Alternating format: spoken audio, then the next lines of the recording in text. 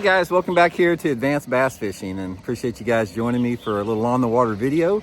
And guys, today we're going to be giving tips and advice on how to fish these seawalls right here. These are some of the best bass structures on man-made lakes across the country. Bass love to hang around them, but there's some situations, it's like anything else, it's situational. And I want to line out the ideal situations for fishing these seawalls, some tips and advice on how to do it. So we're going to get into that in today's video. And sorry for the noise in the background. I'm up here at Lake of the Ozarks right now. And guys, you can't fish at Lake of the Ozarks. Every cove you go into, there's leaf blowers and mowers going on and construction. It's freaking loud as heck. And then you get out on the lake and you got those freaking big wave making bastards everywhere. It's a pretty hectic lake to fish. So sorry about the noise there. Also guys, real quick before we get started, we got 2 more weeks left in the May sale on my Solar Bat Series RB2s and 3 glasses. These are the RB3 matte gray frames. We got 3 different frame colors. 40% off, guys, during the month of May, including prescription lenses. So if you guys would like to pick up a pair, I'll put my Solar Bat link in the description of the video. And if you use the promo code RandyB, you get free shipping and handling. So I'd suggest, guys, these are the high contrast yellow lens I got on here. That's my favorite one. So appreciate the support, guys. Okay, guys, seawalls here. Let's talk a little bit about that. Seawalls are very common in man-made lakes, especially ones that have residential development. And basically what they are is they're just concrete retaining walls that come down into the water. And one of the reasons that they're prime bass habitat is a lot of times when they make these retaining walls, there's a lot of riprap in front of them there. That's part of the construction with it. So you've got a vertical concrete structure, which can be really good, you know, based upon the water level. And then you've got some hard bottom rock underneath it. And usually you've got some type of boat docks close by. So there's a lot of diversity in habitat for this, especially when those fish are shallow. And another thing, there's something about a seawall and the riprap around it that brings in a lot of other type of food.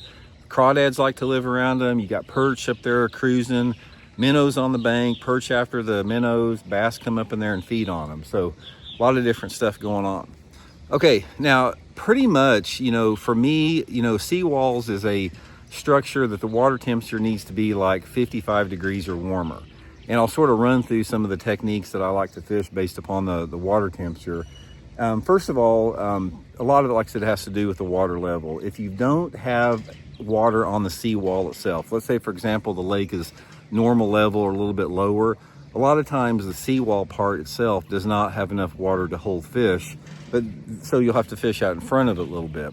And 2 of my favorite techniques for fishing in front of a shallow seawall that doesn't have enough water to hold fish on it is if the water temperatures are a little warmer, you know, say over 65 or 70 degrees, I like fishing some type of a topwater, especially like a popper or a walking topwater, early in the morning, late in the evening, or in low light conditions. A really, really good technique for that.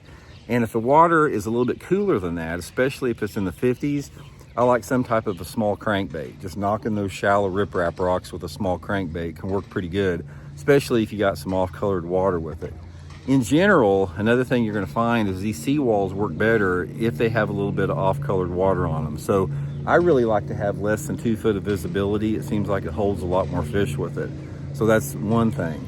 Now, if the water happens to be high, this is a situational thing, and this is the #1 time you need to take advantage of a seawall, is when there is enough water against the seawall, usually 2 to 3 feet, to hold bass right on the seawall. Because when that water starts to rise, those fish will move right to the face of that seawall. And it's a great time to catch them, guys. You can parallel it with a variety of different lures, crankbaits, spinnerbaits, swim baits. One of my favorite ways to fish them is like to pitch soft plastic or pitch jigs right up against them. Really good way to catch them. And sometimes like a wacky rig can be really good. So there's a lot of different ways to fish these things, but it all depends on the water temperature, the water clarity, and the water depth with it. Another thing you'll find out about in general on seawalls, there's a couple different windows that they work really good. First of all, I think they work a lot better if you got like no wind on them at all. And what happens with that, it just seems like those perch and everything shallow, they get more active without a lot of wind on it. If you get a lot of wind on them, they're super hard to fish a lot of times. So I prefer some type of a calm condition. And they usually always work better, you know, in lower light conditions, early in the morning, late in the evening, unless the water temperatures are in the 50s and the water is extremely stained. If you've got water temperatures, you know, in the 50s and water visibility a foot and a half, you don't have to have that low light condition. They'll work, you know, about any time. But overall, if you want to catch some fish on the seawalls, one of the best ways you can do, guys, is get up, you know, on those days, get early in the morning or late in the evening, you know, or those low light days, and throw, you know, a top water or some type of a moving bait on them right off the bat, a swim jig sometimes. Those fish like to get up shallow on these seawalls early and late in the day and feed, and then they may back out a little bit and get like on the dock.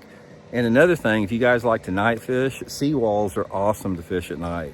They're probably one of my favorite structures, taking like a Texas rig worm and tossing it up there on the seawall. But don't pass them up. You know, they're really good. Like I said, highly situational.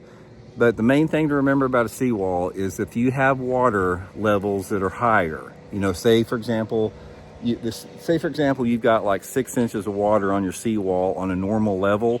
If that water comes up 2 or 3 feet on your lake, you make a beeline to those seawalls because they definitely hold some good ones. So anyway, I hope it helps, guys. We'll see you.